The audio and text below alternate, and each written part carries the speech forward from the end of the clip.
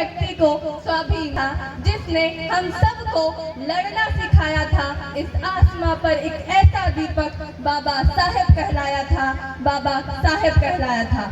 तो यहाँ आए हुए सम्मानित मुख्य अतिथि, जनरल मैनेजर सर, चेयरमैन, कार्यक्रम आयोजक एवं इस मंच के सामने प्रस्तुत सभी लोगों को मैं तहे दिल से नमस्कार करती हूँ और आप सभी को मेरी ओर से महान युग पुरुष बाबा साहब अम्बेडकर जी की जयंती की हार्दिक शुभकामनाएं। मेरा नाम श्रुति रानी है और मैं कक्षा 9वीं की छात्रा हूँ। मैं राधा कृष्णा इंटरनेशनल स्कूल से आई हूँ। सबसे पहले मैं आप सभी को इस अवसर पर मुझे कहने देने के लिए धन्यवाद करना चाहूंगी।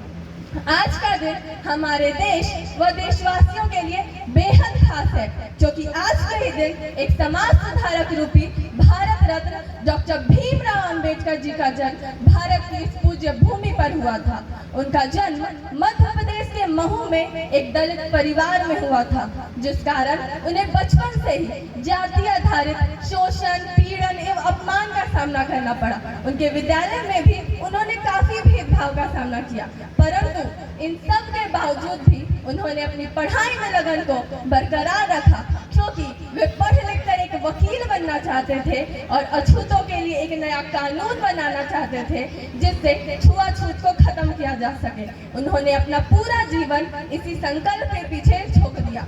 उन्होंने आज से करीबन 100 साल पहले के भारत, जहां रूढ़िवादी सोच, असमानता, भेदभाव जैसी कई कुरीतियां जो भारत में फैल रही थी, उनके नाश की ओर अपना महत्वपूर्ण योगदान दिया।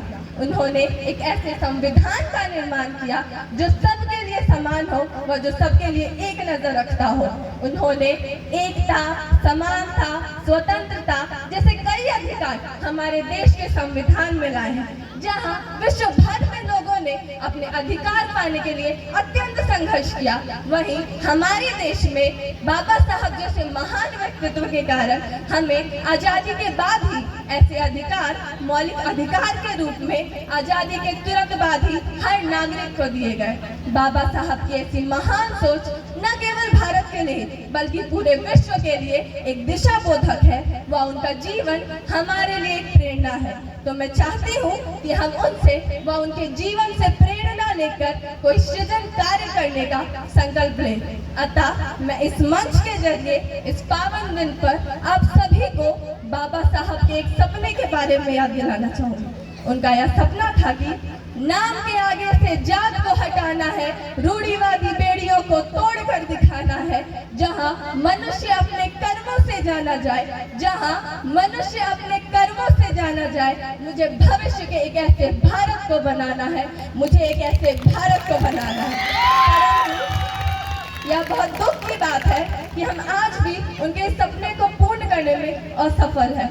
तो मैं अंत में यह कहना चाहूंगी कि हम इस कार्यक्रम से एक संकल्प लेकर उठे और बाबा साहब के जीवन मूल्यों से सीखकर उनके सपने को पूर्ण करने का प्रयास करें व अपने देश की उन्नति की ओर अपना योगदान दें। अतः जय हिंद, जय भारत।